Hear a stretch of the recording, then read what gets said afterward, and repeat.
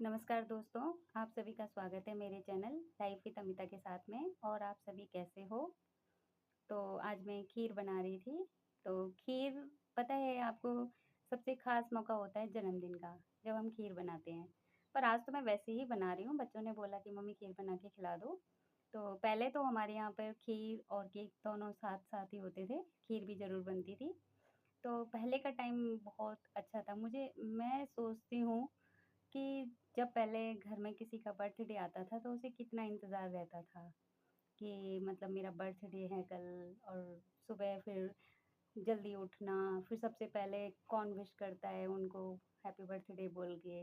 उनको एक अगर छोटेपन में कोई टॉफ़ी भी दे देता है ना तो उसको उस उसकी भी खुशी बहुत ही अलग होती है। ये चीज़ें सब आपने नोट की होंगी। उस टाइम गिफ्ट कौन क्या लाता है तो हमें ये था कि नए कपड़े पहनेंगे सुबह और मंदिर जाएँगे। पर अब जब हम बड़े हो गए हैं, तो अब हम दूसरों को खुश करने की कोशिश करते हैं। अब देखो मैं खीर चलाते-चलाते सोच रही हूँ कि रिश्तों को भी मिठास की और खुशबू की कितनी ज़रूरत होती है बनाए रखने के लिए। जब तक ये अच्छे से घुलेंगे नहीं, मिलेंगे नहीं तो रिश्ता कैसे चलेगा?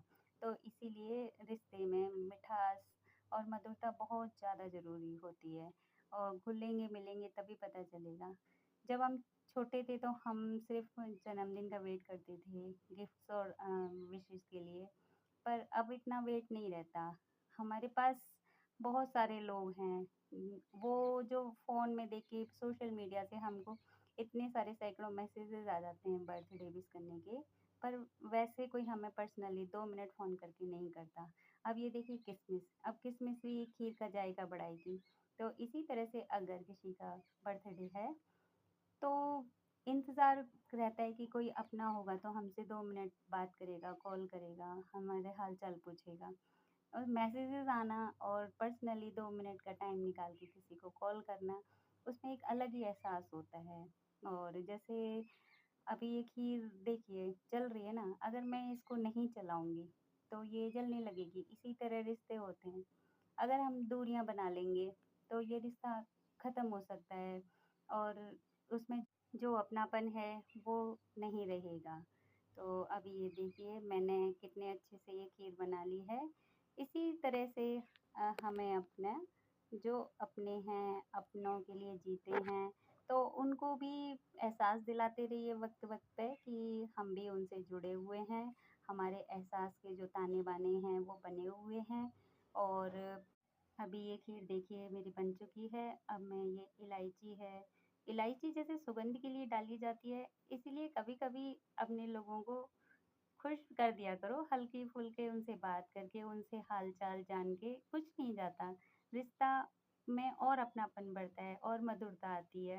तो आपके अपनों का जिसका भी बर्थडे है, उनको बर्थडे विश कीजिए, उनको कॉल कीजिए, उनके हाल-चाल जानिए और रिश्ते को और मधुर बनाइए, जैसे कि मैं खीर बना रही हूँ।